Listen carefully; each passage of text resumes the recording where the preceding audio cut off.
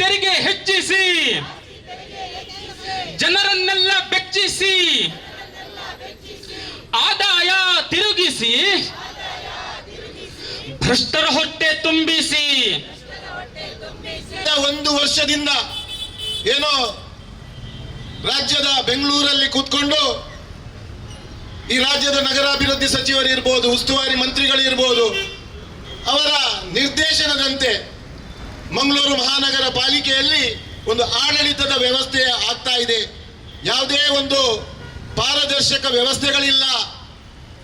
ಜನಸಾಮಾನ್ಯರ ಕೂಗುಗಳನ್ನ ಕೇಳುವಂತ ಕಿವಿಗಳಿಲ್ಲ.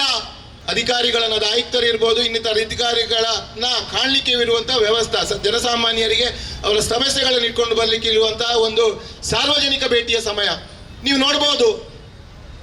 ಈಗ ಒಂದು ವರ್ಷದ ನಂತರ ಈಗ ಯಾವುದೇ ಒಬ್ಬ ಸಾರ್ವಜನಿಕ ಈ ನಗರ ಪಾಲಿಕೆಯಲ್ಲಿ ಬರುವಂತಹ ವ್ಯವಸ್ಥೆಗಳಿಲ್ಲ.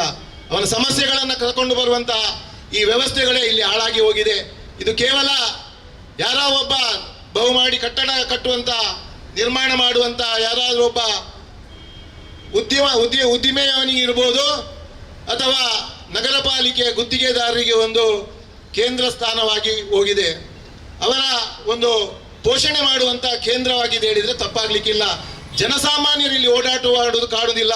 ಅದು ಬಿಟ್ಟರೆ ಒಂದಷ್ಟು ದಳ್ಳಾಳಿಗಳು ಈ ನಗರ ಪಾಲಿಕೆಯ, ಅದು ರೆವಿನ್ಯೂ ಇಲಾಖೆ ಇರ್ಬೋದು, ಇಂಜಿನಿಯರಿಂಗ್ ಇಲಾಖೆ ಇರ್ಬೋದು, ಅಥವಾ ಟೌನ್ ಪ್ಲಾನಿಂಗ್ ಇಲಾಖೆಯಲ್ಲಿ ಓಡಾಡುವುದನ್ನು ನಾವು ಕಾಣ್ತೇವೆ. ಹಾಗಾಗಿ ನಮ್ಮ ಆಗ್ರಹ ಇಷ್ಟೇ, ಇವತ್ತು ಆಡಳಿತಾಧಿಕಾರಿಯನ್ನ ನೇಮಿಸಿ ಇವತ್ತು ಏನು ಕಾಂಗ್ರೆಸ್ ನೇತೃತ್ವದ ಕಾಂಗ್ರೆಸ್ ಸರ್ಕಾರ ಇಲ್ಲಿ ಆಡಳಿತವನ್ನ ನಡೆಸ್ತಾ ಇದೆ. ಕಳೆದ ಒಂದು ವರ್ಷದಿಂದ ಯಾವುದೇ ರೀತಿಯಾದಂತಹ ಪಾರದರ್ಶಕ ವ್ಯವಸ್ಥೆ ಇಲ್ಲ. ಜನಸಾಮಾನ್ಯರ ಸಮಸ್ಯೆಗಳಿಗೆ ಸ್ಪಂದನೆ ನೀಡುವಂತಹ ಒಂದು ವ್ಯವಸ್ಥೆ ಈ ನಗರ ಪಾಲಿಕೆ ಒಳಗಡೆ ಇಲ್ಲ.